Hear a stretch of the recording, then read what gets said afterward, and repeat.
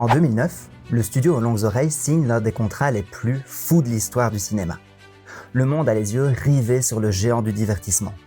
4 milliards de dollars, des centaines de personnages et une promesse claire. Changer à jamais la manière de raconter des histoires. Mais avant d'en arriver là, il faut remonter plusieurs décennies en arrière, à une époque où Marvel n'était pas un empire, mais un studio proposant des super-héros à la dérive, prêts à tout pour survivre. C'est l'histoire d'une faillite, d'une renaissance, d'un pari risqué et d'une révolution dans le 7e art. Découvrez l'histoire du deal du siècle ou comment Disney a racheté Marvel. C'est parti!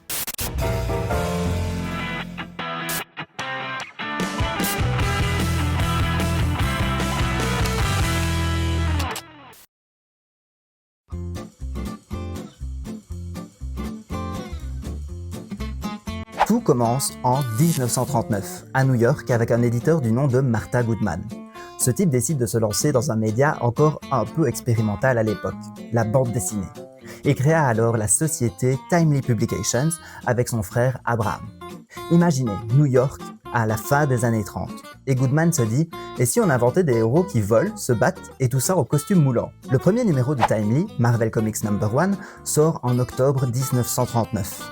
Et devient instantanément un phénomène. Pourquoi? Parce qu'il introduit Human Torch, un androïde super-héros créé par Carl Burgos et Namor, le submarineur, imaginé par Bill Everett. Et attention, la deuxième impression se vend à près de 900 000 exemplaires combinés. Pour une première tentative, on peut dire que c'est un carton. En 1941, Timely lance son premier héros maison, vraiment marquant, Captain America. Dans Captain America Comics No.1, créé par Jack Kirby et Joe Simon.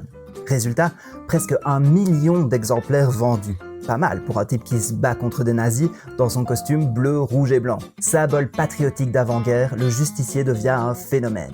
C'est aussi à cette époque que Stanley Lieber, un jeune cousin de la femme de Goodman, entre dans l'histoire. Il devient assistant au bureau général et prend plus tard le nom que tout le monde connaît, Stan Lee. En 1941, Stan devient éditeur de Timely et, hormis 3 années passées à servir pour la Seconde Guerre mondiale, il gardera ce poste pendant des décennies. Pendant la guerre, c'est l'âge d'or des comics. Durant une période couverte d'incertitudes et de menaces, les personnages des comics sont rassurants et permettent aux lecteurs de s'évader. Les héros patriotiques font fureur et Timely se diversifie rapidement. En 1948, la société commence à signer certaines couvertures avec Marvel Comics Group, même si légalement, elle reste Timely. En 1950, Goodman consolide ses publications sous le label Atlas Comics. Mais après la guerre, les super-héros passent de mode. Atlas se tourne alors vers l'horreur, l'humour, les monstres géants, les crimes de guerre et suit toutes les tendances populaires de la télévision et du cinéma. Les tentatives de relancer les super-héros dans les années 1953-1954 sont timides et peu réussies. Comme dira Stanley plus tard, Atlas survit surtout grâce à une production rapide, bon marché et correcte. Bref, pas exactement le glamour hollywoodien, mais ça payait les factures. Il est temps pour le futur Marvel Studios de repenser son catalogue.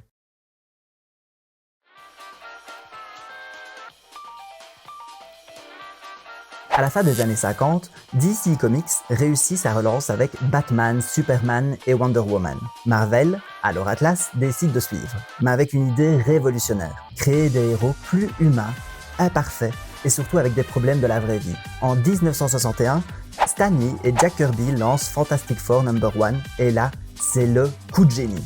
Les héros se disputent entre eux, gardent rancune, abandonnent le secret derrière leur identité et deviennent des célébrités.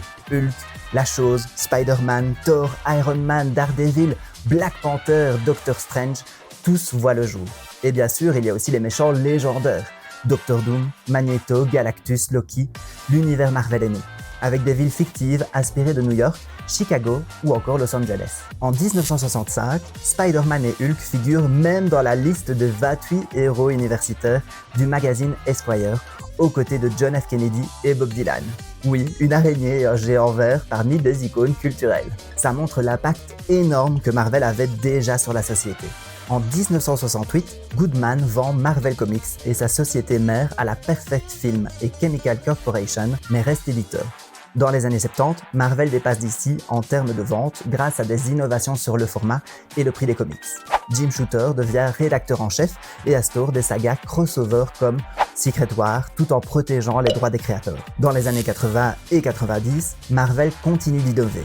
Couverture holographique, crossover à l'échelle de tout l'univers Marvel, label pour enfants, mais en 1992, 7 artistes prestigieux quittent Marvel pour créer Image Comics, marquant le début d'une période difficile. La gloire n'est jamais éternelle et des heures sombres vont bientôt rythmer le studio.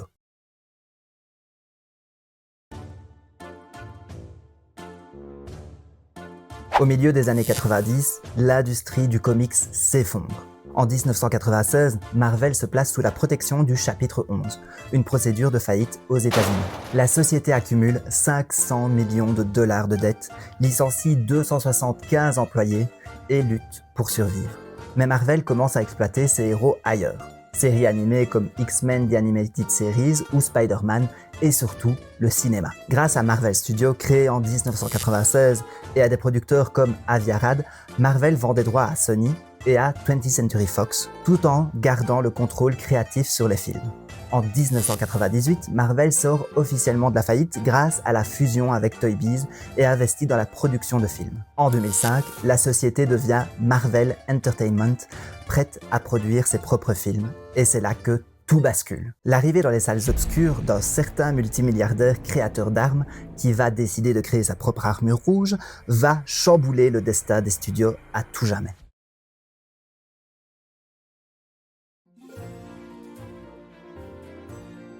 Début des années 2000, Disney est un géant qui commence à fatiguer. Après la vague de succès de longs métrages d'animation des années 90 et son âge d'or, les studios enchaînent les succès timides. Ces parcs d'attractions attirent des millions de visiteurs à travers le monde, mais quelque chose s'est brisé. La magie ne suffit plus. Le public de la décennie précédente a grandi, et les jeunes ne rêvent plus de princes et de châteaux. Le 21e siècle amène avec lui une audience qui veut des héros, des batailles, des mondes qui s'étendent bien au-delà du simple conte de fées. Et chez Disney, on le sait. Si la marque veut survivre et maintenir son statut de leader, il faut se réinventer. En 2005, un homme prend les rênes du groupe, Bob Iger. Ancien directeur d'ABC, il n'a rien d'un conteur ou d'un animateur. C'est un stratège, un gestionnaire calme, méthodique, presque silencieux, mais avec une idée fixe, de faire de Disney un empire culturel total. Dès son arrivée, Iger identifie 3 priorités. Miser sur la technologie, penser global et surtout, trouver un nouveau genre d'histoire à raconter. Sa première cible, c'est Pixar. En 2006, il rachète le studio fondé par Steve Jobs pour 7,4 milliards de dollars. Premier geste qui réconciliera le public avec le groupe. D'ailleurs, dites-moi dans les commentaires si une vidéo dédiée à Pixar vous intéresserait. Mais pour Iger, ce n'est qu'un début.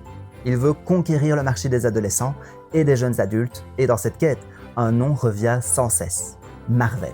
À cette époque, Marvel se relève à peine d'une faillite qui a gravement fragilisé les studios, mais qui garde la tête haute avec à sa tête Ike Perlmutter, un homme farouchement attaché à son indépendance. Un véritable bras de fer va alors commencer en coulisses entre les deux groupes.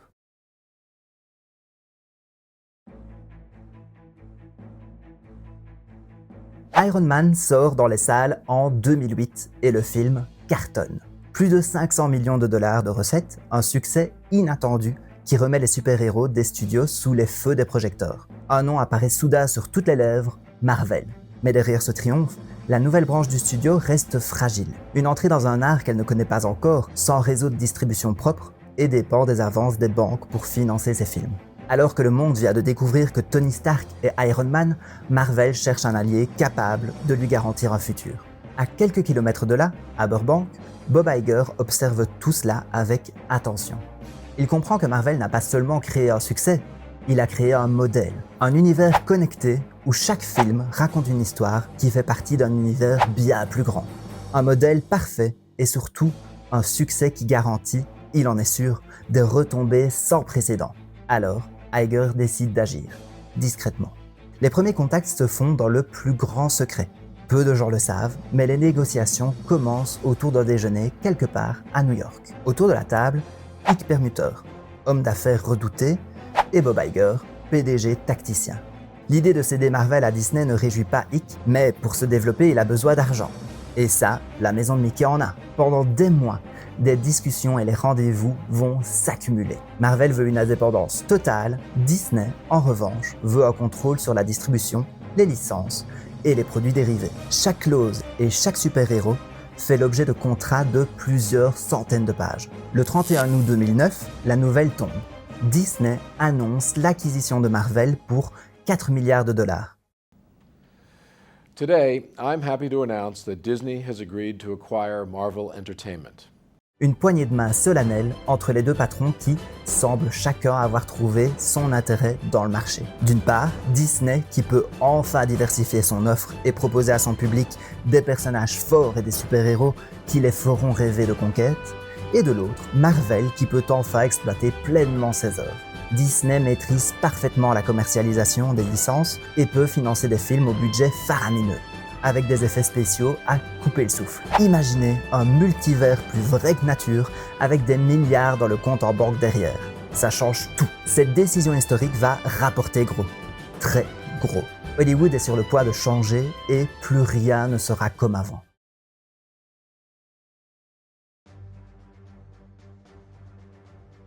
Une fois le rachat et les discussions bouclées, la machine se met en marche. Et là, tout s'accélère, à la vitesse d'un snap du gant de l'infini. Marvel Studios, qui bricolait avec des budgets limités, se retrouve propulsé au centre d'un empire. Et Bob Iger, fidèle à sa promesse, laisse Kevin Feige, qui vient de prendre récemment la tête des studios, libre de construire son univers à sa manière. Avec Disney, les films Marvel deviennent des événements mondiaux.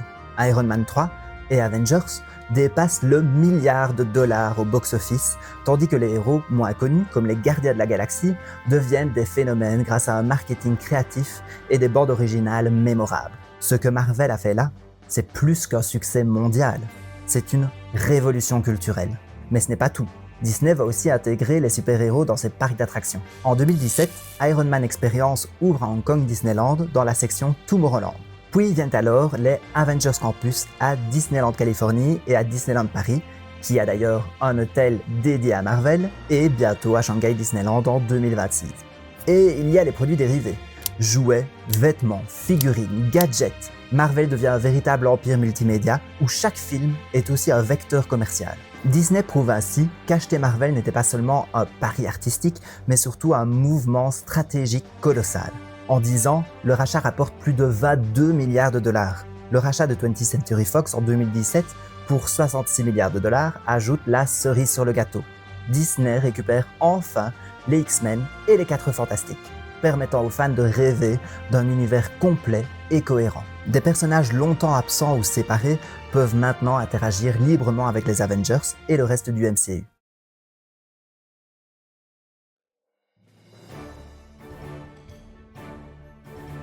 Aujourd'hui, Marvel n'est plus seulement un éditeur de comics. C'est un géant multimédia, intégré à Disney, capable de produire films, séries, parcs à thème, produits dérivés et des expériences immersives. Le MCU continue à s'étendre, avec des films et des séries qui explorent des personnages moins connus, tout en reliant tous les univers, mutants, Avengers, mystiques et super-héros du quotidien. Même des personnages secondaires ou marginaux comme Doctor Strange, Ant-Man ou Shang-Chi connaissent maintenant un rayonnement mondial. Entre les attractions immersives, les spectacles et les hôtels à thème, chaque visite est pensée comme une extension du MCU. Et avec l'expansion prévue à Shanghai et Hong Kong, Marvel continue d'atteindre un public global des États-Unis à l'Asie. Côté cinéma, le MCU se prépare pour de nouveaux chapitres ambitieux. Intégration complète des X-Men et des 4 Fantastiques, crossover massif et nouveaux héros qui enrichiront l'univers. Les stratégies marketing et la planification de Disney garantissent que chaque sortie sera un événement international, pas juste un film.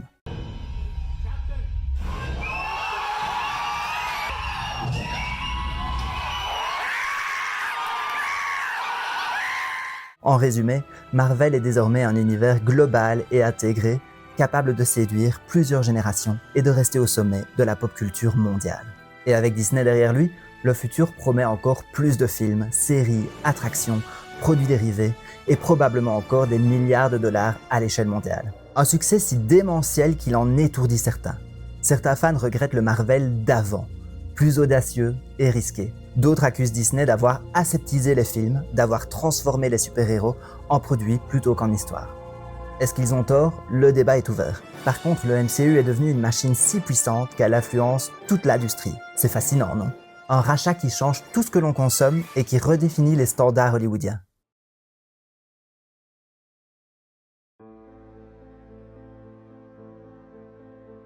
Alors voilà, on a voyagé ensemble de 1939 à aujourd'hui, des débuts modestes de Timely Comics à l'empire Marvel que Disney a transformé en machine à succès mondial. On a vu des héros imparfaits devenir cultes, des créateurs légendaires marquer l'histoire, Marvel frôler la faillite et renaître grâce à une vision audacieuse du cinéma et du merchandising.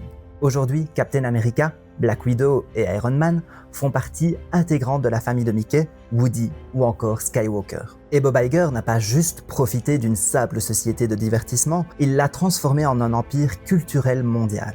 Marvel, ce n'est pas seulement des costumes moulants et des super pouvoirs, c'est une histoire de créativité, de résilience et d'innovation, où chaque personnage, chaque film, chaque attraction a trouvé sa place dans un univers connecté. Alors que vous soyez fan de la première heure ou nouveau venu dans l'univers Marvel, souvenez-vous, les super-héros ne se contentent pas de sauver le monde dans les comics, ils réinventent le divertissement pour des millions de personnes dans le monde entier. Merci d'avoir suivi cette plongée dans l'univers Marvel. N'hésitez pas à liker, commenter et partager pour que d'autres fans découvrent cette incroyable aventure. Cette vidéo a demandé un travail de recherche immense et j'ai évidemment synthétisé beaucoup de choses car l'histoire du MCU, croyez-moi, c'est un vrai bordel.